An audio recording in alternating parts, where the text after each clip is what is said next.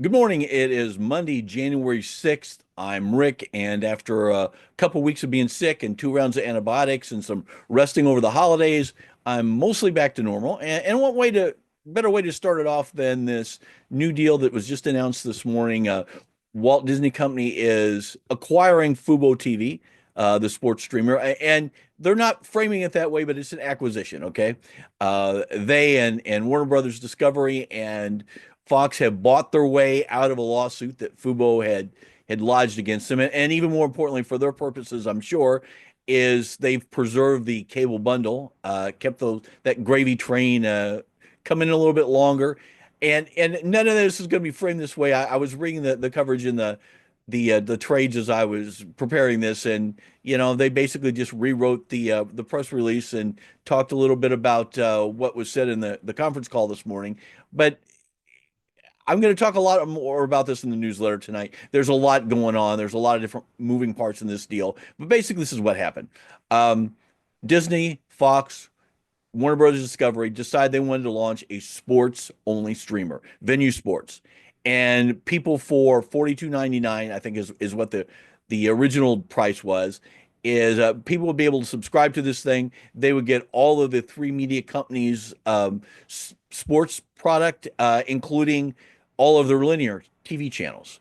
And Fubo came back and said, look, number one, we can't get this deal. We've been trying to be a sports only streamer since we launched. That was our whole premise for being a business. And you wouldn't sell us just the sports channels. As a matter of fact, that was the reason that the Warner Brothers Discovery networks haven't been on Fubo since I believe 2000, or excuse me, 2020, is because WBD wanted to include all of this stuff that Fubo didn't want.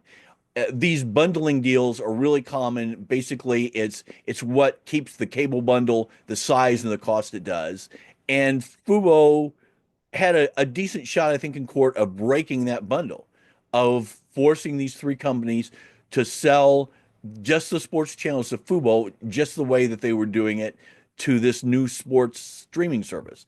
And there have been a lot of back and forth and a lot of technical arguments about it, but what it really gets down to is this was a great deal for consumers if this cable bundle had been broken. Yeah, it's terrible for the companies, which is why you see them buying their way out of this. But it would be great because it would allow someone not only to compete to decide, you know what, venue sports, we don't like the way that this it looks. We're going to create our own venue sports, license just the sports networks. And, if you're Comcast, maybe you decide, hey, we're going to license all of those channels, all those sports networks, and include our stuff and call it whatever, Peacock Sports, and offer that to consumers. These three companies did not want any of that, and there was a decent shot that they were going to lose this argument.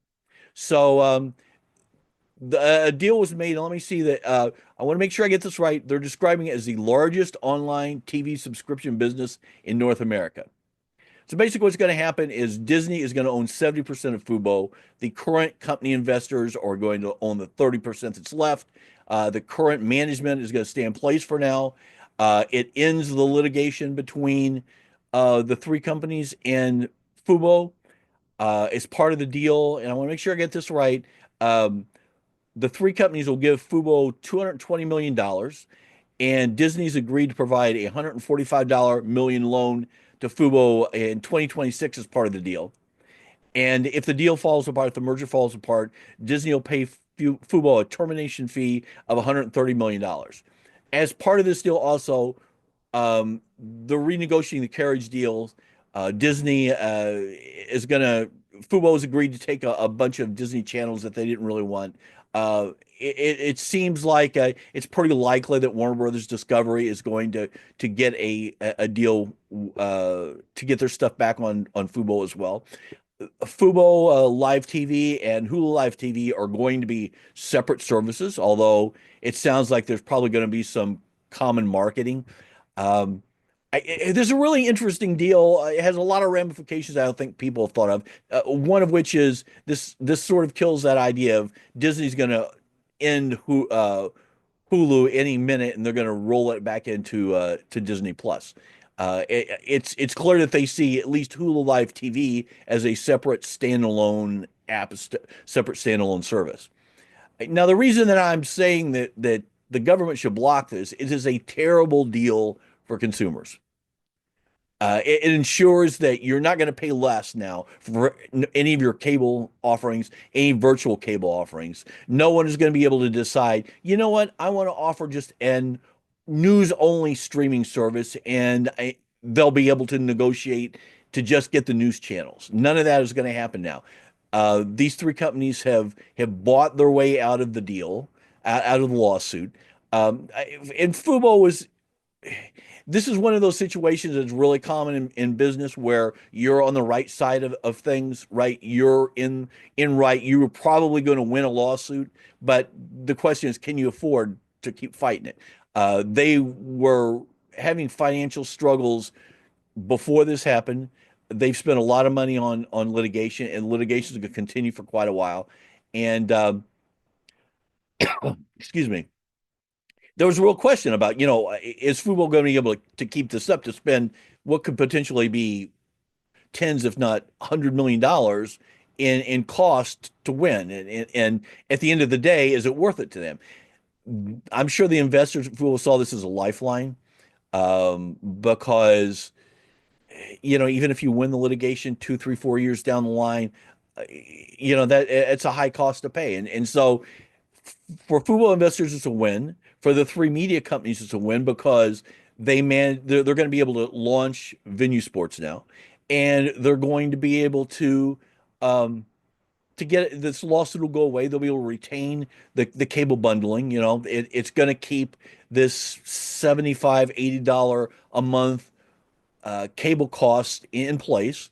You're going to have to keep watching and paying for, not watching, no one watches them, but paying for channels like American Heroes and MTV News, stuff which should not exist in a rational marketplace.